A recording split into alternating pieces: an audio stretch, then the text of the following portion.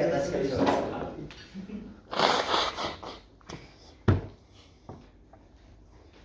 One point of setup, 4 points is standard. Firstly, on setup, what does the feminist movement do instead? They're going to campaign for things that help people that are on OnlyFans. For example, pushing for things like making OnlyFans have an obligation to investigate things like threats or giving them a better percentage of the pay. Also, 4 points is standard. Firstly, why is OnlyFans actually really good and you should not make people move away from it? Second of all, why is this terrible for the women involved in OnlyFans on side Affirmative? Thirdly, why you create better porn? And finally, why this hurts the feminist movement and its goals. Firstly, why is OnlyFans good and why should you not deter women away from it? We'll give you a couple of reasons why it's good. Firstly, women get a greater percentage of the pay. That is for 3 reasons. Firstly, because they are the primary creators of the content, which means that there are less middlemen. Now, know that this is important because the porn industry is monopolized, which means that the counterfactual that they flock to is the porn industry, which then explains that they have a high ability to charge up middlemen prices. But secondly, oftentimes there is less overhead and less things you need to do. Things like hiring producers, things like hiring people that write scripts, etc., which is less money. But thirdly, oftentimes you'll just say that the product is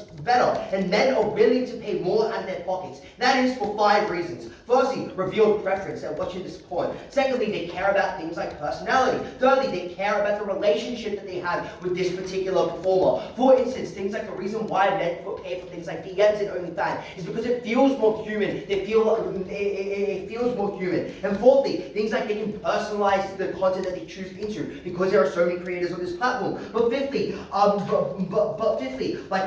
monopolization, like the fact that the porn industry is monopolized, like limits the breadth or like the varieties of content that you can do, whereas you have so much more on OnlyFans. And the reason I'll just point to the fact that on OnlyFans you get 20%. OnlyFans only takes 20% of your revenue, whereas porn stars only get a fraction of the productions that they are on. Second reason as to why this is good is because the middlemen in this process are often incredibly exploitative. Things like making you do things or kinks that you don't want to do. Things like, having painful sex, not giving time for women to recover after this stuff. But thirdly, we also say it is good because it is less time invasive. That is, instead of going to a studio, you can do it at home. When your partner comes home and you've had a time, you can make the time in your own schedule to make this porn on your own instead of going to another comparative. What that then explains is that this is a better way to do this occupation. And note that we will point that this team can't just dirty porn because it is porn. It is a legitimate type of occupation. In the same way that porn might, in the same way like other jobs, things like spending time, you might not like that. Moving on. So now that I've proved why OnlyFans is really good, I'm going to explain why you should not oppose it. That's for a couple of reasons. Firstly, because there is a non-contingent principle here, because the feminist movement wants to maximize the amount of choice that women have and allow women to do what they want to do and empower what they want to do and let them fill out their preferences. But second of all, when you critique, when it makes feminists that do OnlyFans opt out of the movement, because when you do porn, you are now unfeminist and you are not part of the movement anymore. And thirdly, it's just often contradictory to your sex-positive narratives that you already have going on, and that is incredibly bad. All that explains is that OnlyFans is a fantastic option, and you should not deter women away from it because the only other option is the porn industry. Second argument: why is this bad for women involved in OnlyFans? Why would they continue to use it? 3 reasons. Firstly, often money. You see my many mechanisms before. Secondly, they are often constrained from other types of employment. That is, if you have a child or something like that and you need to take care of them at home, you don't have the time to go and do other occupations. This is done in the ease and the comfort of the home. But thirdly, it is just the fact that some women like this. Why does this harm these women? Couple of reasons. Firstly, it just feels incredibly bad. Firstly, you feel effeminate. Secondly, by opposing it in public against a countervailing narrative that says you shouldn't do it, you need to now defend yourself against people that ask you about it, that puts you in incredibly uncomfortable situations, which you should not do. But thirdly, now people have the license to criticize you because the feminist movement is given authority to speak on women's bodies, to speak on their sexuality. When it opposes it, they have the license to ask you. But secondly, you're less able to lobby for proper protection, because if you are anti OnlyFans, you can't then say that you support the regulation of it, because that would be contradictory to the very message you are putting forth. But thirdly, when you oppose it, you increase the political capital for the government to oppose it, because no, like there already exists an incentive for the porn industry, which is monopolized, to crack down on OnlyFans, which they don't have control over, which suggests to you that you add onto it. And the reason why I believe it is a significant tipping point is because the feminist movement is given incredible sway over these particular matters. Now, and this side might try to claim, well, if it exists still, like we can still lobby for protections. We are going to explain to you why we better lobby for protections when we support these particular things. Firstly, there's obviously an opportunity cost. It takes time and resources. But secondly, your narrative and your message to support regulations is more persuasive when it is not contradictory. But thirdly, when arguing for protection, you often infringe upon other sex-positive narratives. Already explained this. This is incredibly high impact because it means on our side you get meaningful regulation for women in OnlyFans that continues to do it. Things like pushing for better privacy so women don't have stalkers coming after that. Things like lobbying for better, higher percentage of pay. Things like investigating direct threat sets. Things like women not being dismissed from their occupations just because they are found out doing OnlyFans, making regulations, making protections for them. That is a clear win for side negative. But next I'm going to explain why we create better, more feminist porn. And the thing I'm going to note, the framing I'm going to do here is, yes, the porn people watch reflects their own preferences, but the very porn that they watch continuously helps inform and change those own preferences, which means you should care about the porn they are watching insofar as it does change their preferences over time. Why is it better? Firstly, oftentimes it is a solo woman in charge of it, which means it centers on the female experience, which is not often done. But secondly, they have more control over the process, they have less middleman, and then they're less likely to do things that like harm themselves unless they really want to do it. And maybe this team explains to you, well, there is a market incentive to cater for all of these kinks anyways. I think there are two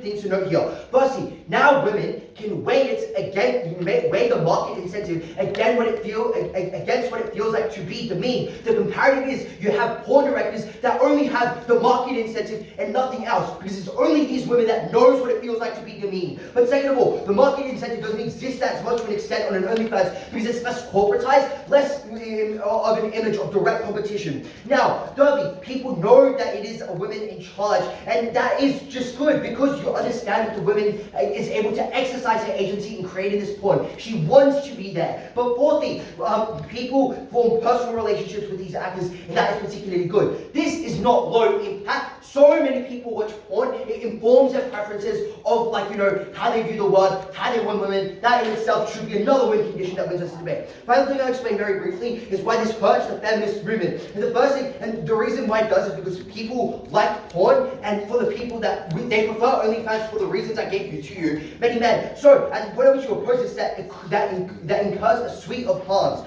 A couple of them. Firstly, it trivializes the feminist movement because now you look like you're just arguing over bullshit. But secondly, it goes against existing sex-positive narratives. But thirdly, it makes people mad at feminist organizations, and oftentimes that leads to meaningful things like cutting back from government lobbying, government funding. For all those reasons, incredibly proud to be gay. Thank you. Awesome. Thank you.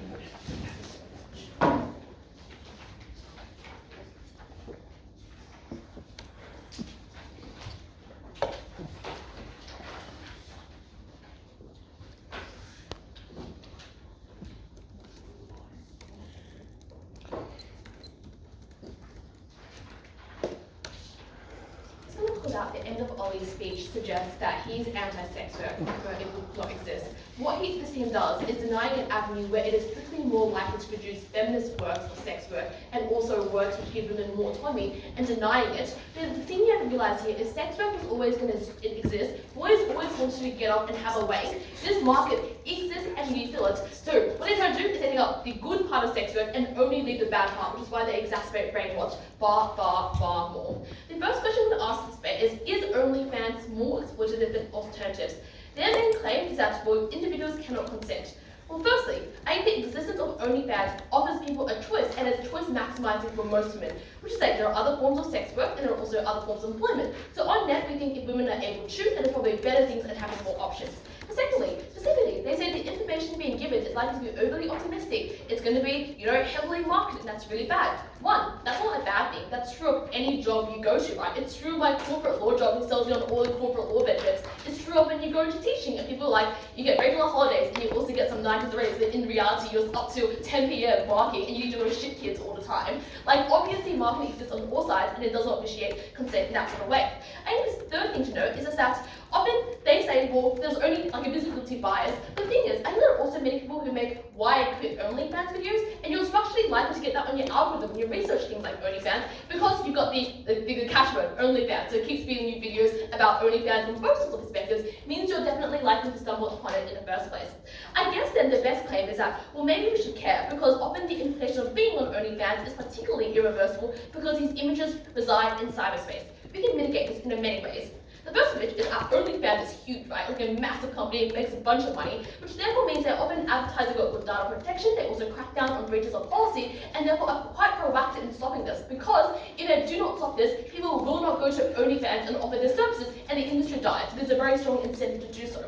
The second thing to note here is that insofar as it is reposted on social media platforms, and maybe some people see it, we think two things. Firstly, often content moderation already prevents you from blocking it because they've already got AIs which go, I can see a nipple here, or I can see a vagina. That's not safe, kids cannot see it on X, and it never gets posted in the first place because it's a violation of the content policies on that social media platforms. But secondly, when it is actually posted, often it's reported very, very quickly. So at worst, like a very, very few people see it, and it's often so far removed from you that it is unlikely to make a meaningful impact on you. The third thing to note here is that if they uniquely care about people who are unable to succeed on OnlyFans, I would actually suggest these people are the least likely to be harmed because they've got the least followers and the least propensity for these images to spread, which means that if you don't succeed and you want to get out soon, you're least likely to have any photos or data being released because there are not many people who are consuming your products, and as a result you're able to return back to your normal life without worrying about these images being left in cyberspace as well. Pause. I can't be right what I am. Sorry, I'm pausing. Yeah, pausing. I'm pausing on Jackie. Hi Jackie, I'm Mark. Got him. Okay. So, even if regulations are currently insufficient now, we also know that it is significantly more important for feminists to back and lobby for these regulations. Note here, Ollie tries to be like, well, you can call for regulations without asking for a ban, except our claim is, yes, you can to an extent, but it's a particularly inconsistent narrative which is deeply unpersuasive. And a narrative to smoking isn't actually useful, right? Because everyone knows smoking is bad and it gives you lung cancer. The difference is, sex work is heavily contested. Some people think sex work is good and should exist because it gives opportunities to women. Some people think sex work should not exist, which means this division often radicalizes people when they have to take an anti-sex work stance. We'll say, they go, oh, because of debate. You know how when you debate with someone and then you make a point and it eventually radicalizes you and you self-persuade and you're like, hell yeah, I'm actually totally right. The other team is really silly. That happens because when this debate and opposition occurs, you have to stay stronger on your stance. It's incredibly hard to maintain nuance in these situations, which is why, yes, maybe Ollie can do it in his speech, but the reality is most advocates could not do it in theirs. In any context, and are far more likely to go upon the anti-ban OnlyFans way, because they outline every single problem wrong with OnlyFans, and that means that regulation is deeply unlikely to be able to resolve those issues, which is why I think their form of lobbying for regulation is significantly worse than our form of lobbying.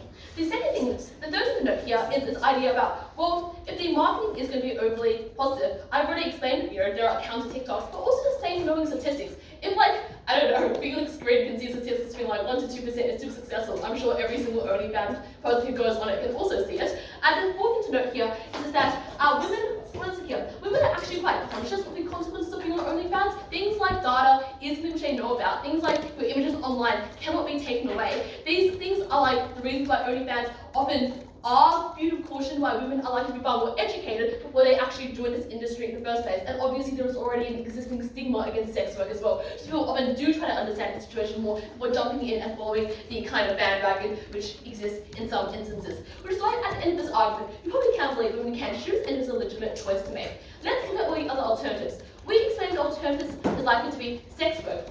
The first thing which Ollie says, the things that Ollie says here is that you don't want to do other forms of sex work because because they are more invasive. But that is because Ollie lacks creativity. For example, not every single piece of sex work is like PIV sex, right? It's also things like being an escort, giving hand jobs, back massages, or for example, doing strip dancing, right? I've seen Toomey search history. There are many who have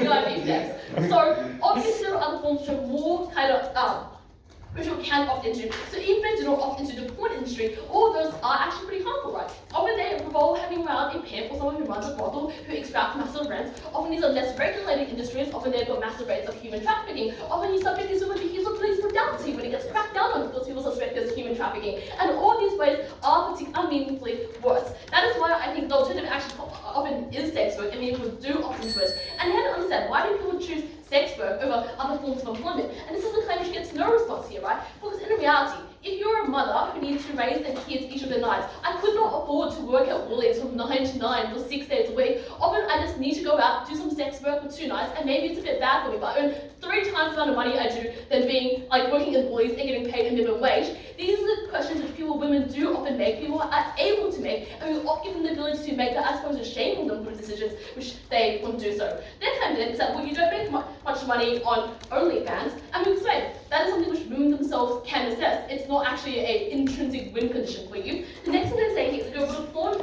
industry will only alternatives actually give you more salaries. Our first response is porn and sex work is an unbelievably casualized industry. Where it is legal, often employers do not have the incentive to give their workers salaries because it requires them to pay them a bunch of benefits like personal leave, insurance, or a bunch of like health checkups and things like that. That is why they're unbelievably casualized. But 2, the porn sex industry is massive, right? Because it's so low skilled, it does not require you to have a degree to be able to go into it, which means you are necessarily substitutable and often competing with other people as well, which is able to deflate prices too. And thirdly, it's once again deeply unclear to me as to why sex work pays less money than like working like a minimum wage job. And the intuition here is probably sex work pays more because it's far more invasive of a procedure. People want it more and people want to profit more of it than just like anything which uni student can do at Woolies as well. Which is why I think it's unlikely that your alternatives get people more money. The last thing we do in this speech then is to deal with all the miscards they talk about. The miscard they say is that there are safety issues because often people encourage things like parasocial relationships. Firstly, I think existing mechanisms exist to be able to help these people. You can report people who are making you uncomfortable. You can actually contact the police yourself. Yes, you can, Jackie. I saw you nod, and you don't have OnlyFans. I've checked your phone before as well. The second thing though here is parasocial relationships are not inherently bad. Like presumably you'd also not support Twitch streaming for the very reason that also encourages personal vibes and to get to know someone as well.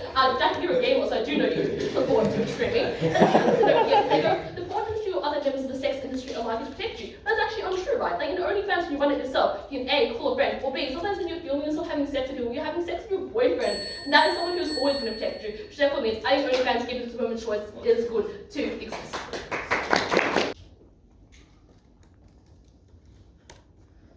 The reason this team explains that less women opt into sex work in their world is because they prefer OnlyFans to other forms of sex work and therefore would opt into it. Which means necessarily where the comparative is OnlyFans versus other forms of sex work, they've conceded OnlyFans better. Because that's their mechanism why they get less sex work. Before I get to the question of what's more harmful, we have 2 absolutely banker benefits that bring us to debate all of that. First, we get more feminist porn. Porn massively shapes people's sexual preferences and how they then treat their own partners in their own home. Abrar provides you 4 mechanisms to literally no response for why we get better porn on our side that is less bad, and that already wins us the debate because the scale of benefit is enormous. Most men, the vast majority watch porn. This changes how they treat their partners in their real lives, and their lack of response already loses them the debate. Secondly, we have the banker benefit that for the set of creators that have no choice for the 4 structural reasons Abrar gives you, they are treated better.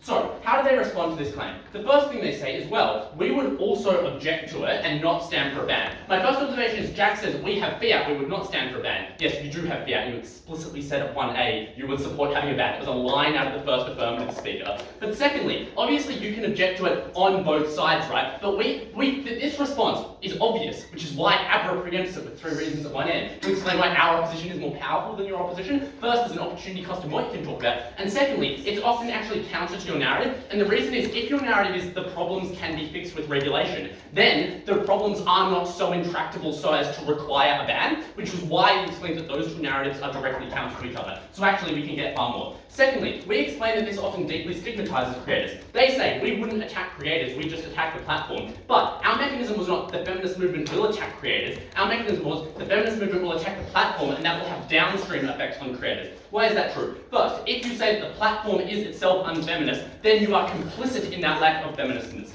Secondly, even if the platonic ideal of the critique is that it wouldn't attack creators, they have to deal with how that happens in the real world, and in particular, how anti-sex work conservatives co-opt the narrative that the feminist movement has used against OnlyFans to say that this is bad, to say that the creators are doing a bad thing. And thirdly, the feminist movement is naturally diverse, which means even and not top-down, centrally managed. And what that means is that the more extreme elements in the feminist movement are more likely to be more deeply critical. So even if this is how they would say it, they have to deal with the way that that narrative then gets transformed and transmitted through society, which is not in the good way that they want. So that's why you do harm creators. Okay, now on to, that already wins us debate. I'm only spending 2.5 minutes on it because they do not really respond, but you should not reward them for not rebutting us by weighing it less heavily. We already provide the weighing mechanisms by that already wins us debate. Now, is sex work harmful? Let's start with, is there a comparative form of sex? If there is a comparative form of sex work that you do. 2 easy ways to rebut the fact that there isn't a comparative form. First, you can upload anything you can upload to OnlyFans, to a regular porn website. Like if it's the same video, you just upload the file to a regular porn website. The difference is that those have substantially more exploitative remuneration structures than OnlyFans. So necessarily it's a one-to-one alternative. But secondly, if there's no alternative, right, and I need to pay my rent this week through sex work, then I just don't pay my rent, right? Like, if there is no alternative form of sex work, I'm not in a position to go and get another job, then that is a huge harm they have to counter. Why do they say there isn't a comparative? First, they say you have to get taken on by an agency. First, these agencies are willing to take on very many people because they want to try them out in the market and see if they'll become popular. And secondly, you can just produce it amateurly and put it up. Secondly, they say you have to go to LA to produce porn. 4 structural reasons why it's unlikely to be geographically constrained. Incredibly low capital requirements. Secondly, 0 marginal shipping costs over the internet. Third, strongly regionally preference industry. That's to say that people want porn of women from different ethnic and regional backgrounds. And fourthly, there's an incentive to be broad-based, such that you can access the maximum talent possible. So it's unlikely to be regionally constrained. There's probably, Australian porn creators as well. Their next claim is not many women have children. 1, bruh? What? Yes, they do. Secondly, there's also lots of reasons beyond having children that you might be logistically constrained from being able to work a 9 to 5. For instance, you might just be disabled, or you might be substantially neurodivergent. There are lots of reasons that you might logistically be unable to do it. Additionally, even if some people can't access this, they have to deal with the fact that there's been a mass migration of people from traditional porn to OnlyFans, and that is a group that we can capture, even if their arguments are correct. So, I would say clearly it is other forms of porn. Okay, why is it harmful? They say it's likely to be harmful because you have to opt in. The smart thing they do with Jack is they realize their mechanisms at first were shit. And they're like, oh, but the reason it's true that even if our mechanisms are bad, it's because the harm is so big that therefore even any problem with consent gets over it. But the problem with this is I just deny that it's more harmful than other forms of work. Like people commit suicide because of the pressure they're put under at management consultants agencies. You do back-breaking labour, which kills you at 60. You're yelled at in retail and permanently traumatised by customers. I disagree that it is more harmful. Why do they say people can't opt in? They provide 2 non-reasons. You're economically desperate and it's easy to do, not a reason that you can't consent, completely non-sequiturs. Next, they say you have bad information through social media. First, I disagree that social media always makes things seem better than they are. People often want to see the truth. They want to see behind the curtain. They like watching people with their shitty lives so they feel better about themselves. Secondly, people understand that social media is something that is often constructed and not fully real. Secondly, they say there's a visibility bias. First, people are used to accounting for visibility bias. They don't see One Direction and think every singer is as successful as One Direction. They probably know not everyone is. Secondly, often people who do this will often speak to other creators and their friends who are involved who are not subject to that visibility bias. Third, they can do the same research that this team has done for some reason. Next, they say they've shown themselves to be feminists. 1, I don't think that that's a mischaracterization of them. They are pretty feminist. They've allowed women to take back sexual agency. Secondly, everyone and their mother is using feminist framing in their advertising, which means that consumers are wise to it. They know it, they're unlikely to fall for that particular lie. They then say you consented more because it was a harder process to get in. First, even if the process is longer, at least you don't have someone who's trying to coerce you, the producer, to get you through that process, so your consent is probably better. Secondly, they have an incentive to make it easy, i.e. just do a free trial, have sex with me on video to see what you're like before we sign you up, so therefore they're likely to get them in. And thirdly, they often blackmail you once they have you on camera to continue your way and tell your family what you've done. So, even if this opt-in was harmful, first, it's uncomparative, that are harmful. It's also harmful when you opt into porn badly. But secondly, even if they don't opt in well, it's probably still a better harm. Not opting in well to a thing that helps you is still a benefit. They next say the middlemen are likely to be good because they have good incentives, you can do collective action. The problem is that a porn company can go longer without producing new videos and just getting revenue from its back catalogue than the actors can go without income, which is what gives them the power asymmetry in their favour. Next, in terms of it being harmful, they say the big harm here is that it's likely to be more more permanent. First, if you weren't successful, it's probably not super permanent because, not many people saw it and probably nobody bothered to make a copy. Secondly, if you're super concerned about privacy, you can do things like obscure your face, wear wigs and heavy makeup. Third, it gets taken down. OnlyFans aggressively takes down copies because it reduces their market share. Creators don't have the power to take it down, but OnlyFans has a financial incentive to do it. Fourthly, sex work is becoming deeply normalized. Like one of Kat's UNSW law lecturers is a porn star, and that's fine. It's actually not taking away as many problems as it has been.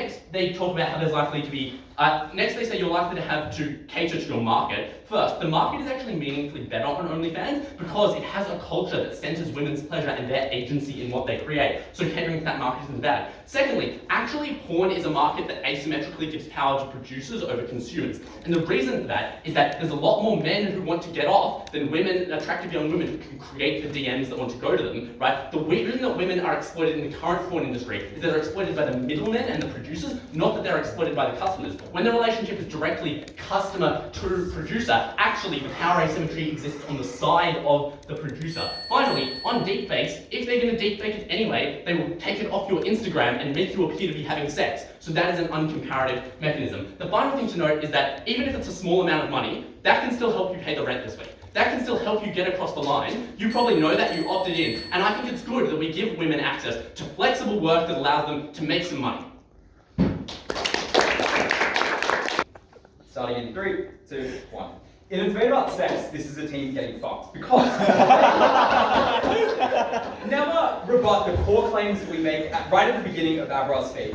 And secondly, it's not even clear whether or not they want to ban OnlyFans. The fact that they can't make up their mind and aren't even confident as to whether or not it is bad in all instances speaks to the fact that they're not confident in their own case, which is why they'll lose. There are 2 things I will do in this reply. Firstly, the things they don't respond to. Secondly, the few things they do. Let's start with the claims we get that get no response. Firstly, around making porn far, far better. And this is, I think, incredibly simple analysis, which is why it is damning that it is never considered. The fact that it is far less likely to be objectifying towards women, because it is made by women, and that it is based around the women's pleasure. Because you're not doing what a producer told you to do, you are doing what you goddamn want, the way it probably should be. And the weighing of this is incredibly simple. It is a thing that affects millions of people, and also affects them to a great degree. Because your relationship with a girlfriend when you start having sex is likely quite informed by the fact that you know what sex is like. By the fact that you see a regular sized dick because it's someone's boyfriend, rather than a porn star who's been injected with a needle and a bunch of steroids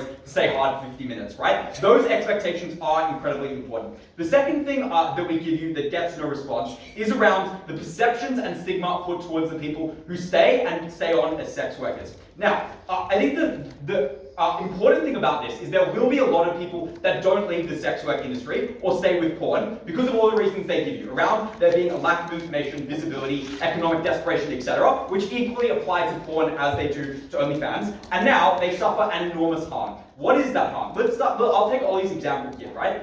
You can want to regulate and ban the cigarette industry, but when someone tells you they work for a cigarette company, you believe they're immoral if you think that industry is immoral. So you regard complicity with the women who stand in these things. You take these people as taking part in an industry that is self-exploitative, and that has real tangible harms. Because if you are someone who feels as if you've got a lot of feminist friends and you've been abused by this as an OnlyFans creator, where your stuff has been leaked, you can't go towards your friends because you don't want to let them know you've been complicit in such a bad industry. The last thing we tell you that gets no response is that we are happy to just reform some of the bad things they say about OnlyFans, and we give, I think, clearly the reason at Matt as to why that's fine. And I think it is definitely feasible, because this team believes the feminist movement is powerful enough to entirely erase OnlyFans, so of course they're powerful enough to tinker it and give it reforms, especially because it's the reforms that all of their creators want.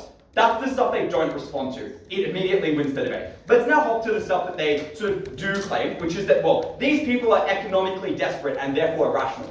I think it's the opposite. I think the fact that you're economically desperate is why this is so important, is why it matters. Because why do people feel pressured to join these things? It is because they've got nothing else. Because there are a huge amount of societal stigmas around these things. When people join, that is for their own benefit. But the next question I want to ask is, which are the people who will leave the OnlyFans industry after the feminist movement tells them to? Probably feminists, right? Or feminist-leaning people. And these are the people who are already most conscious of the costs of getting into the sex work industry. Because they're the people who exist in a space that constantly talks about that. The next claim we make is around how this is better for women. We give you analysis as to how there are higher prices because people pay more for DMs. We talk about why monopolies are worse for competition, are worse than sort of like more competition, and we explain that it is broadly less exploitative. There's no contracts. There's not a producer who can publish things without your consent. They have really, I think, like 2 claims here. The first is they say, well, you're likely to join and fail, but have your face uploaded. We have a few very simple responses. Firstly, if you joined and failed and didn't reach notoriety, no one would know you in the first place, so it's not a significant harm. Secondly, this image can only be displayed on illicit sites, which is why you're not going to see it on Google or Instagram or Facebook, because there is a default ban on those instances ever being there. So you're never going to see them in that space anyway, so it is not a significant harm. The last claim of it is you've got to do a ton of porn shit to get started, but most people get started on Instagram, and that's the gateway. You don't have to subscribe to a ton of things that are incredibly bad. We clearly win on what they do respond to. We also heavily win on what they don't. That is why I'm proud to negate.